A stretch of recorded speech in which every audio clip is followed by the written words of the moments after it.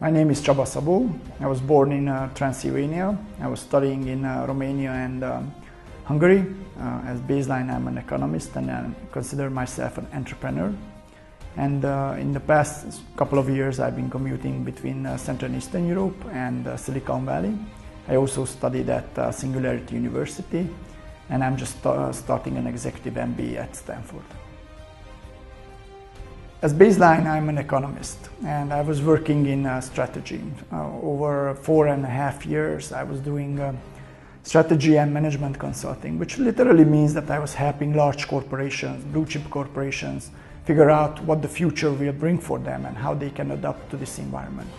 However, many times I realized that our predictions weren't accurate, and I didn't know why. And soon I realized that it's because technology is changing so dramatically fast. And for corporations, it's very hard to comprehend these exponential changes. So I decided to go back to study, and I chose a very special program at NASA Ames in Silicon Valley called Singularity University, a think tank based in NASA Ames that actually is working on the impact of these technologies on society, on business, and the future. And I studied there for 10 weeks, and in the past couple of years I've been trying to spread that knowledge. I've been trying to adapt that knowledge to help corporations scale and have a larger impact. It's very interesting, even though I consider myself an entrepreneur, because I started my first company at age 19. And I've been doing consulting for 4.5 years, as mentioned, mainly working for blue chip companies in Central and Eastern Europe. And then I worked for 4 years in the energy sector. I helped a company scale from 12 employees to 500 and have a huge regional expansion, even be listed on the stock exchange and reach a market capitalization of $120 million. And I also worked in the energy industry for really large corporations such as Gaz de France Suez. And I saw kind of the both sides of the coin, like how large corporations are trying to adapt to this environment. And also in the past 1 year, I've been deeply involved with startups. I've been investing in startups. I've been helping startups to bootstrap. I've been helping startups to build a bridge in Silicon Valley, get funding there, and start scaling. So I could see how startups are actually leveraging these technological changes from scratch in order to scale and really reach high market valuations. Let me give you an example. One of the most interesting stories coming out of Silicon Valley in the past 2 years was Oculus Rift, a company which is actually predestined to manufacture virtual reality glasses. But they did not manufacture yet. They only manufactured a couple of badges of these glasses, which a couple of people tried out, such as myself, and we found it really immersive. It's really high tech. However, in the past 2 years, this company, from having a promise and having a couple of prototypes and having a valuation of $2 million, went to, and I repeat it, in less than 2 years, actually 18 months. They went from a valuation of $2 million to $2 billion, and they were sold to Facebook. So they are the new startups, not only in Silicon Valley, but also in Central and Eastern Europe or any part of the world. They are leveraging these changes to really grow very fast. However, for large corporations, this mentality is not part of their DNA. When you talk to them, they don't understand these changes. So for them, it's very difficult to adopt. Large corporations still don't understand when you tell them that, okay, this market is going to grow, let's say, by 300% in the next 1 year, then they just don't get it. They just say, oh, no, it's going to be like 10%, maybe 8%, etc., etc. So what is the difference between linear thinking and exponential thinking? Because, as mentioned, actually a lot of large corporations act and think linearly, while startups tend to think more exponential, and they thus go for a higher, more aggressive growth pace. So I usually use a very simple example to explain that. If you take linearly 30 steps, then it's very easy to calculate where you're going to be at 1/3 of the path, 2/3 of the path, and the end of the journey. If I take one step as 1 meter and I make 30 steps, then I'm going to end up 30 meters. If I take these 30 steps exponentially, then it's very hard to predict where I'm going to be at, right? Because at first I make one step, it's 1 meter, then I make 2 meters, 4 meters, 8 meters, 16 meters, and so on. So this is actually 30 doublings, which leads to 1 billion steps. 1 billion steps is 26 times around the planet. And it's very hard to predict where I'm going to be at 1/3 of the passage and where I'm going to be 2/3 on the way. So these startups tend to grow like out of the blue. Like if you look at Facebook, you know, like there were so many social networks and nobody was really predicting that, okay, this Facebook is going to survive or they're going to surpass anybody. The same with WhatsApp, you know, everybody's using WhatsApp, and WhatsApp was growing also exponentially. In 4 years, they went from 0 to 500 million users. That's huge. That's really huge. And you know, for 2.5 years, nobody ever heard about WhatsApp because they were still, you know, having these little doublings. They had like 5,000 users, 10,000 users, you know, 20,000 users, so nobody really noticed them. But suddenly when they were adding up 100 millions of users every half year, of course nobody could ever stop them, right? Like it was like a huge tsunami hitting the tech world, and that's why they value it so high. It's very interesting because the exponential pace of technology has 3 effects. One is that everything becomes digital, everything dematerializes, and it becomes democratic. I mean democratic by it loses value. Most of the things for which we were paying hundreds of dollars, even 5 years or 10 years ago, like let me give you an example, a flashlight or a simple camera, it comes for free because you buy a phone, but your phone is not anymore just a phone, right? You have so many things in it, and all those extra things, which are applications, they just come for free. So it democratizes the technology by giving it for free to everybody. And this causes a lot of distress. First of all, it causes disruption in large corporations and also in society. You can see that it causes revolutions, such as the Arab Spring, such as, you know, in, I don't need to mention a couple of countries, but if you're just following the news, then many countries are attacking actually tech companies because it democratizes the information and the information flow between people.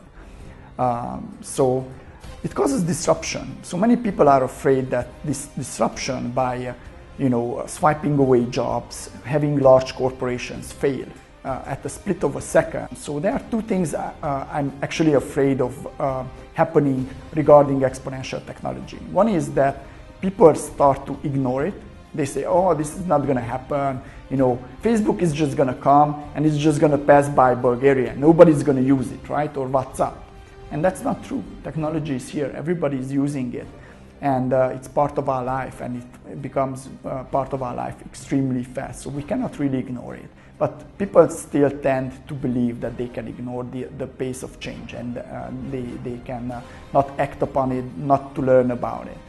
Second is aggression. Once people realize that this is happening, once people realize that robots are literally taking over our jobs, so people tend to say that, okay, this is against the machines, it's the robots who are doing it. But actually we are doing it to ourselves because we are ignorant and we don't invest in ourselves to kind of develop, to learn, to find our passion, find our niche, because there are so many areas that we can excel in. Let me give you an example. 150 years ago, everybody was working in agriculture. You know, 80% of the people were working in agriculture everywhere. Now, in Bulgaria, 7% are working in agriculture. In the US, it's less than 3%, right? And nobody is really complaining, right? Like, what if my father would have came to me and said, you know, Csaba, you shouldn't go to university. I have a little land and you should work on it, right? You should be getting into agriculture. You know, I would really freak out. Or let me give you another alternative. What if my father would have came and said, like, look, Csaba, you don't need to go to university. You can go and work in a factory, right? I don't want to work in a factory. I want to use my mind. I want to use my creativity, my human side, my feelings, my emotions, my connections to work with other people to create something new, something which adds more value to the life of other people. Is it difficult for older people to adapt to these changes? Is it difficult for anybody who is in their comfort zone? They are having a well-paid job, let's say in the banking sector, because many jobs are getting automatized actually in the banking sector, on the trading floor or call centers. So it's not about that. We are at the break of the second machine age, what we call the second machine age. The first machine age replaced human labor, the physical human labor, because if you look back 100 years, we were able to manufacture what we could do with our two hands, right? Or 10 people got together, what they could manufacture all together. But the machines came and they replaced. Now that we can manufacture much more than actually what physically we are capable of. And the second machine age is dating back actually in 1992 when Deep Blue, a chess program, beat Garry Kasparov, the world champion in chess. And that was the first moment when software, an artificial intelligence, actually was capable of overcoming human intelligence. And ever since that, we saw Watson, who beat all the Jeopardy players, quiz game, much better. Nobody actually competes against Watson anymore. And now we can see Watson working in hospitals, in oncology. Watson can review 500,000 case studies of oncology patients in a split of a second. Like all the doctors in the world are not capable of reviewing that much information that fast or have that many examples to compare any data to. And Watson is in call centers. You can phone in. There's a pilot project for that for private banking. So if you're a private banking client of one of the largest banks in the US and you actually call in the call center to ask about tips where to invest your money, then it might be a robot who is answering the phone in the voice of a woman or a voice of a man because he knows it better. So yes, these jobs are going to be replaced. Not only in the industry, not only in agriculture, but also in the service sector. And people are afraid, and it's not easier for younger people to adapt rather than older people. However, one thing's for sure, that human nature is adapting very fast. Let me give you another example, elevators. Elevators date back to the 1940s, when they said that, okay, maybe 1930s, when they said that they will make kind of a box that will lift people up to, let's say, a higher level, and you don't need to take the stairs. Then people said that, okay, this is crazy, this is dangerous, people will die, and that's why they put the elevator boy into the elevator. So for decades we had elevator boys just to feel secure when I step into the box, that yes, that will take me, it's not gonna fall, I'm not gonna die, etc., etc. And I see that as technology is evolving, humans are actually evolving even faster and they are adapting much, much faster. However, I need to say that we created communities, we created society, we created states to help us through these type of transitions. And in these transitions, you do need education, you do need governments to give a lot of support, not only to the young people who will, by the time they graduate, nobody knows what they're going to work on. What is the most demanded job currently on the planet? It's iOS programming, iOS programmers, which means you are programming mobile applications for an iPhone, right? This is the most demanded job. This market did not exist 5 years ago.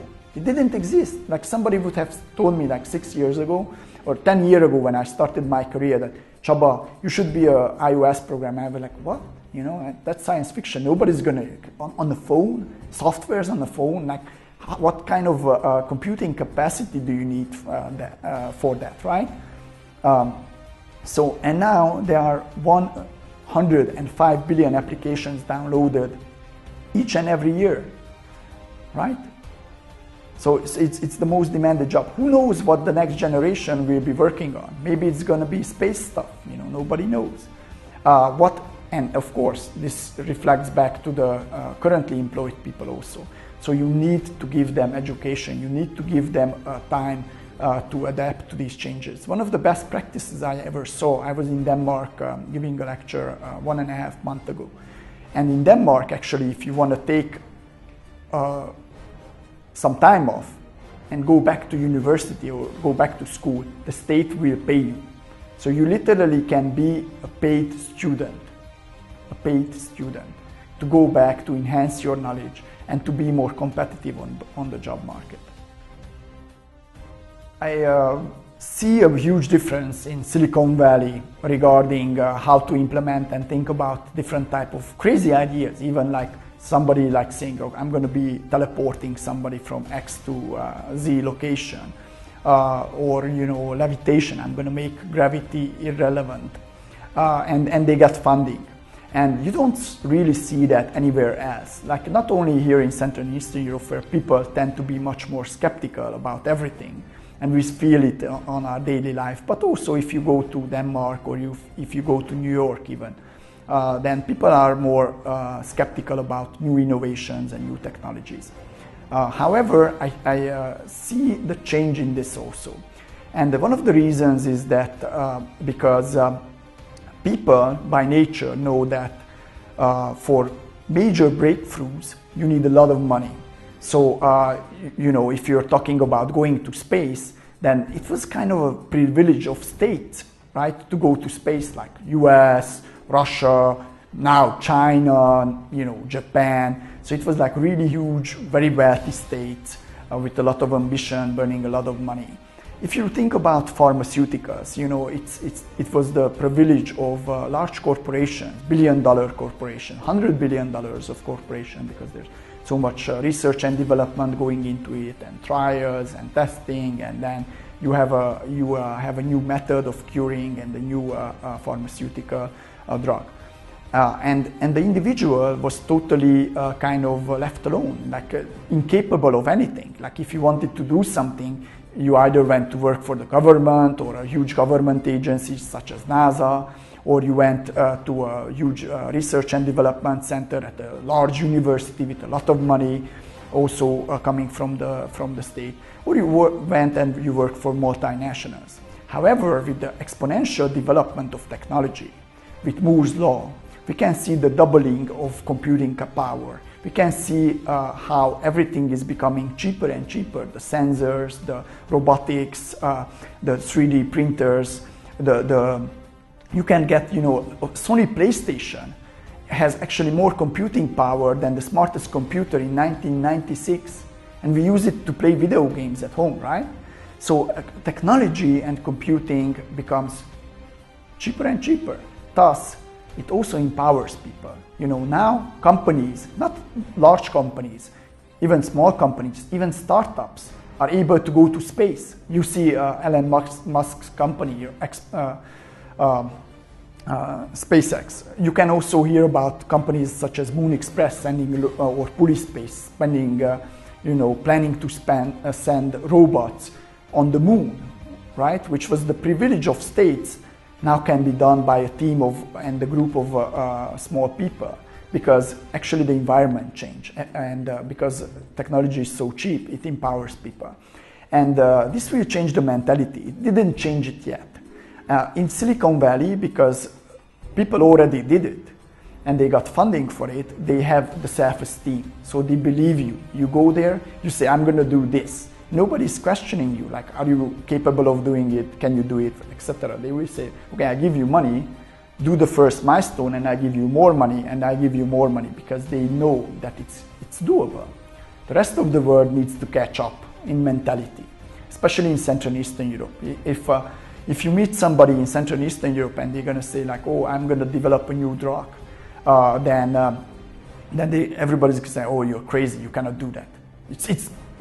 Sometimes they even forbid you, that's dangerous, you shouldn't do it, you shouldn't, send stuff to space because it's going to fall on somebody's head, right? However, you can see companies just doing that and changing the world. One of my favorite examples is Prezi. I know the founders of Prezi. And 4 years ago, they went to one of the wealthiest person in Hungary for an angel investment. And the guy was like, what are you doing, guys? I'm like, oh, you know, we want to spread ideas in a totally new format with this presentation tool. Who are your competitors? Well, you know, our competitor is Apple and Microsoft, etc. Google probably is going to come up with something similar. The guy was like, you're crazy. You're totally crazy. I'm not going to give you any money, right? Because you cannot compete against these giant companies. But these guys didn't give up. They went to Silicon Valley, they got the funding, and now they have 40 million users. So 40 million people share their ideas in a totally different way, a totally unconventional way compared to the standard because of them. So this change is capable. I really advise anybody from Bulgaria or Central and Eastern Europe to first build up this self-esteem, build up your confidence that you are capable of doing it. Do the research, put it down in detail, and if they ignore you, if they say that you're crazy, then just, you know, work harder to prove them wrong. When I usually talk about exponential technologies and I talk about, you know, I first start talking about how computing is accelerating and enabling us to develop more data, how to mine the data, how to mine the information and literally turn it into gold, how to tailor-make specific services to our needs, how to read and write DNA, how to build robots, how to build 3D printers, sensor networks, etc., etc. Everybody thinks it's like science fiction. Oh yeah, this is like something people at NASA do, or some people really far away. But actually no, because most of the examples I use, and I also like to mention some of these crazy guys in Bulgaria who are building a spacecraft in their garage. And they are doing it because they are capable of doing it, because all this technology is so cheap. And when I mention these things, then people tend to say like, oh, okay, this is for somebody else, but not for me. And I usually also mention my cousin. My cousin, when she's an artist, she was a great painter. So she went to high school to study painting, then she went to university to study painting. And my family was extremely skeptic. They were saying that you're gonna starve, you're gonna, you know, be poor all your life because you're gonna be an artist, nobody's gonna buy your paintings, etc., etc. But my cousin, who is not really a high-tech person, she discovered the internet, and she discovered that actually she can use her creativity and her painting skills to design things. So she's designing websites, logos, objects, etc., etc., and she's selling them online. And now she bought a house in her village, and she moved back, and she's living really well, you know, and the entire family is really surprised, like, how did it happen? Like, how she doesn't even go to work, right? Like, she's sitting at home all day and doing nothing, right? And just playing on the computer, and she's making all this money. And it's because technology is enabling us. So what my advice is for the next generation, and also for the current generation, you know, like stop doing compromises, stop, be realistic to yourself, look in the mirror and ask yourself, what is my hobby? What do I really like to do? What is my passion? Connect to that passion, learn about that passion, figure out a way to connect that passion with technology via the internet. There are 5 billion people, they're going to be 5, currently there are 2 billion people on the internet. By 2020 they're going to be 5 billion people. You can reach with one click 5 billion potential buyers, right? For your product, for your idea. Is it a blog? Is it a tweet? Is it a video you want to share? Is it a picture, a logo, or maybe a spacecraft you designed and you want to share it with the world? You can do it now. So, you know, find your passion, connect to your passion, learn about these technologies. You can go online, you can take any course from MIT online for free. I usually take classes from Stanford University online. Classes I'm really interested in, such as psychology or economics. The classes people pay $12,000, right? I don't need to do anything. I just sit on my laptop 3 hours every week and I learn these classes. And then I apply it. I find a field, I find similar, like-minded, passionate people, not only in my environment, but also on other parts of the world. And I connect to them and we change the world. So I really advise you to do the same.